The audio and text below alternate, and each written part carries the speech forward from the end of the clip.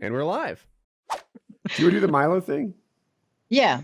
So this is the post. I'll read it, but my voice is like half gone. Does anyone want to do it, or you want me to do it?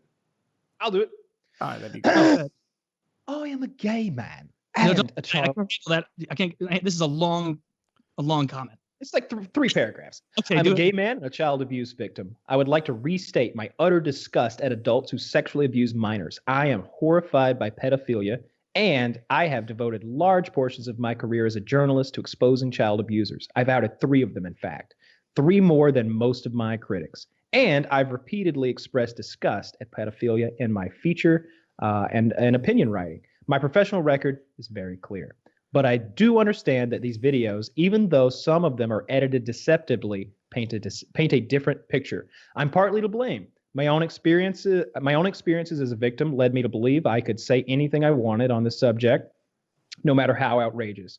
But I understand that my usual blend of British sarcasm, provocation, and gallows humor might have come across as flippancy. Somebody want to Google flippancy? A lack of care for other victims, or worse, advocacy. I deeply regret that. People deal with things from their own past in very different ways.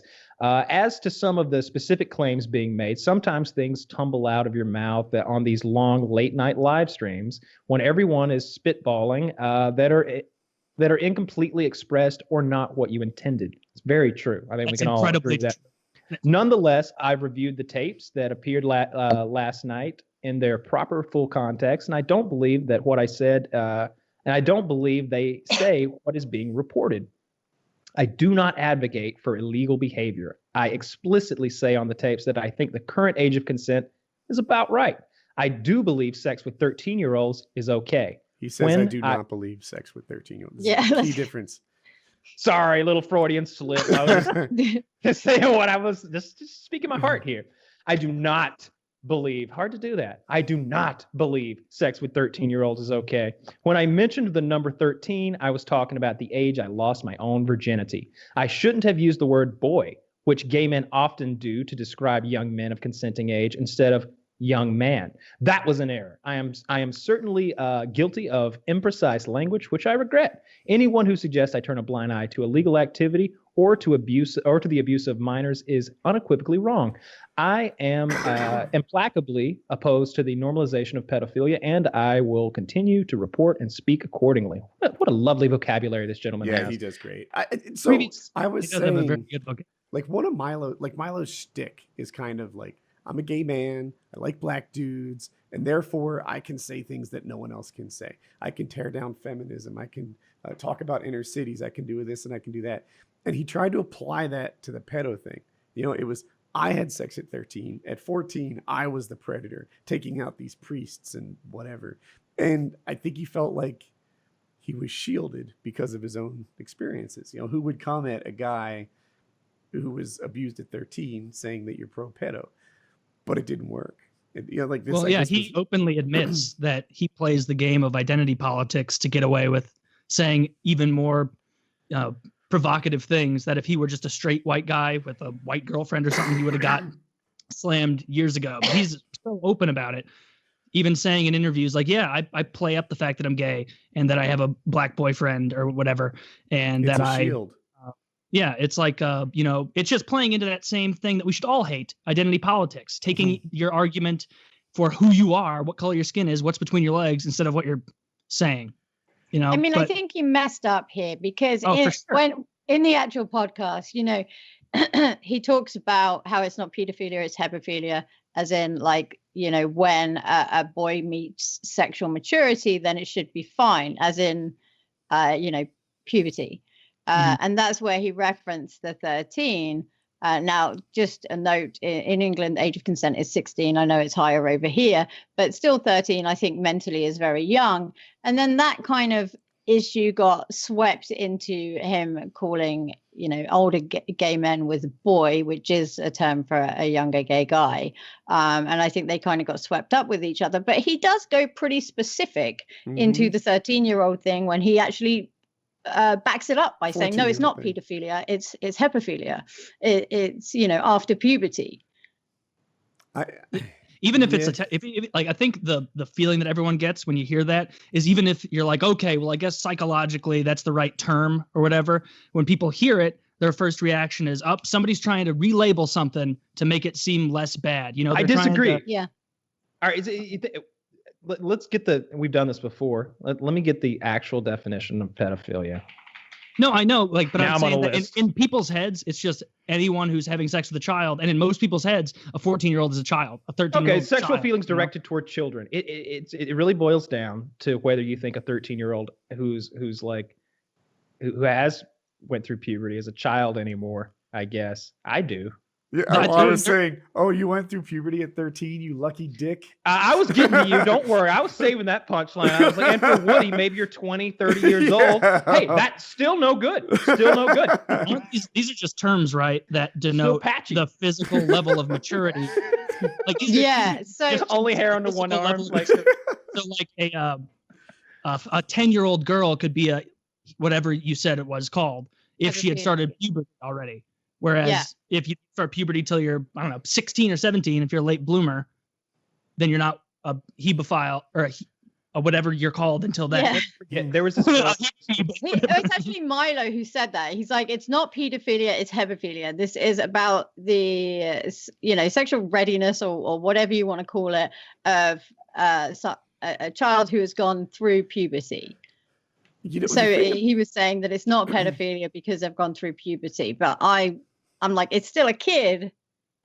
Yeah. And whatever wanted the brain hasn't caught up yet. That kid at 13, 14, even in some cases 16, that is legal in England, they're not mentally ready enough. I feel like kids, partake in sex. Even like you said, the mental readiness, even if they're 15, right? And like in Milo's situation, he's like, I was the predator. And the power imbalance, the life experience, that like who's able to be more manipulative is leaning towards the adults so far that it's not even you just have to keep them out of the same game. 15-year-olds need to be fucking 15-year-olds, not 25-year-olds, because the power imbalance is ridiculous. And I've been thinking about it. Someone described Milo. It might have been Bill Maher. But I loved it. It was fantastic. He's like, people say Milo's dangerous and they're worried about him and all the impact. He's not dangerous. And I'll add to it. Milo's not accumulating political power. He's not setting himself up for a run of having actual power. What Milo is a giggling teenager who drops a spider at the liberal sleepover party. And they all shriek and scream about how upset they spider, because Milo said the wage gap is fake, or Milo said, whatever. And it's like, if liberals would stop taking the bait and rioting in favor of safe spaces every time Milo said that, I was going to talk about gender imbalances or something, then Milo wouldn't have a career. But he wouldn't. The liberals are so predictably fired up by a couple of different issues that he can go from college campus to college campus and piss them off as a business model. It pisses me off. Like, he's a professional troll. I mean, essentially, provocateur. I'm not even convinced I believe half of what he says. I mean, with this whole pedophile thing, I don't know. I wonder, like, he was so determined in the podcast that what he was saying was correct, that I actually felt horrible for him, because I was like, what a fucked up world you have lived in where you think that that's normal and okay. And then afterwards he made that flippant comment and he was like, I'm very thankful. I wouldn't be able to give as good head as I do now if it wasn't for Father Michael, who turned out to be the priest who did bad things. Is Father Michael still alive? Is anybody looking at him right now? Because I feel like we're really pointing the finger at Milo about this. Is there a Father Milo? Father, what's his name? Michael. Is there a Father Michael somewhere right now, fucking little kids? Because we might want to look into him right now. You notice that? Not one liberal said, "Where's this Father Michael right now?" I did. One liberal did. One. Honestly, I just hope he gets some help, and I hope he talks to someone, because maybe there's some like unanswered things in there. So what Kitty is saying about it, like, it is a common we talked about this on PKN as well, that oftentimes, or it can be that when people are abused at a young age like that, they will retroactively go back and try and make it seem like they were more in control. I wanted it. It wasn't, oh, I had sex with this guy when I was 13 and he was whatever the fuck. Oh, and the person talking to him could say, wow, you got molested. Oh, no, I wanted it. I totally wanted it. Like, that gives them a little more control over it, and it's easier to rationalize. It's a shame that you didn't watch last week's episode of It's Always Sunny, because much of this comes into play with Dennis reliving his rape as a child. On Joe Rogan talked about this, and he said he made an interesting point. He's like, even if Milo had a positive experience at 14, right? Like maybe he gets to see some help, processes the whole thing, puts it in his place, and says, you know what, that was just great sex. There are women who get raped and orgasm from it, and it gives them guilt. Yeah. It like they have issues. It's complicated. Even if somehow someone out there, like a female, gets raped and says, you know what, shockingly, it was pretty good sex. That doesn't mean that like we should be normalizing rape and be like, you know what, sometimes it works out. No. It doesn't mean that suddenly. How many pornos have you seen that follow that exact same path? Like I've seen so many, and I'm not in. I usually turn it off when I see that. I'm like, well, that's not what I was looking for. It's not my fantasy. It so often starts off with a bit of rape, and then she's like, this wasn't so bad after all. It's that. Like a little more of this.